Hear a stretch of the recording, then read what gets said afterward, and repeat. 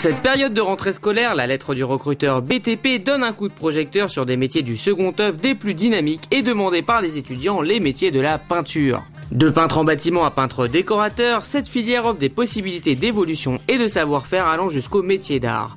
Tout ce dynamisme s'est ressenti lors des journées portes ouvertes du GPPF Formation de Pantin qui, cette année encore, accueillait ses futurs élèves de tout niveau. Du CAP au BTS, chacun vient acquérir dans ce centre de formation une qualification très demandée en prévision des nombreuses rénovations à venir en France. Lors de ces journées portes ouvertes, on pouvait donc croiser dans les couloirs du centre de formation futurs élèves, parents et professionnels venus découvrir le savoir-faire des élèves qui, eux, participaient à un concours amical et valorisant qui désignait au terme de 10 heures de travail le meilleur apprenti du centre. C'est un petit challenge que de devenir entre guillemets le meilleur jeune de l'établissement à l'occasion de ce concours. Donc ça crée une petite émulation à cette époque, à la veille des examens. C'est un entraînement grandeur nature en direct avec la pression du public quand même qui les regarde.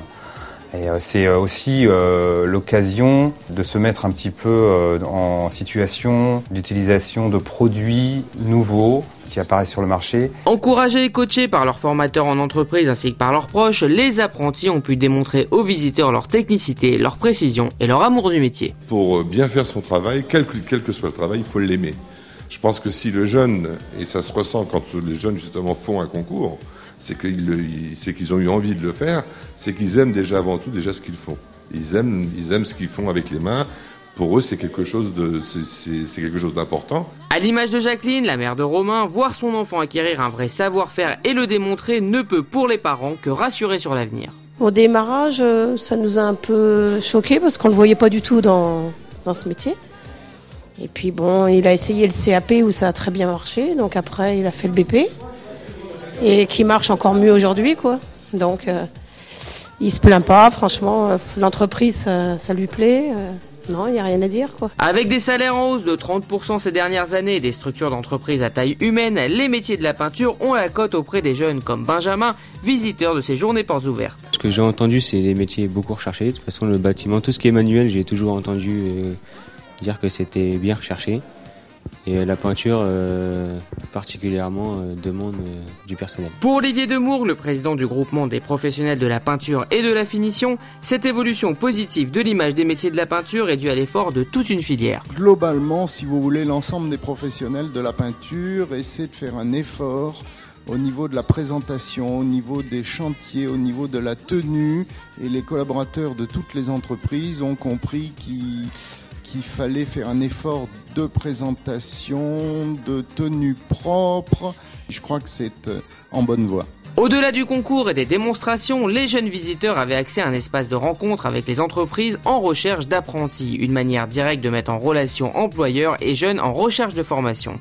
Et la proportion importante de femmes qui s'y est succédée montre que la filière peinture se pose en exemple dans l'effort de féminisation du BTP. Je voulais un métier qui bouge et un métier de création, donc je voudrais me reconvertir dans la peinture, voilà, pour être peintre décoratrice.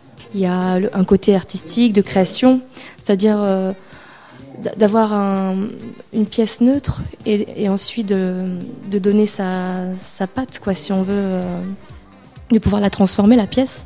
C'est minutieux, il y a de la création, voilà. Ça fait découvrir aux autres qu'on peut faire justement du bâtiment, qu'il n'y a pas que les hommes qui sont assez forts peut-être pour porter des choses. Nous, on est aussi minutieuses, donc on peut être patiente, faire des petites choses, tout ce qui est vraiment petit.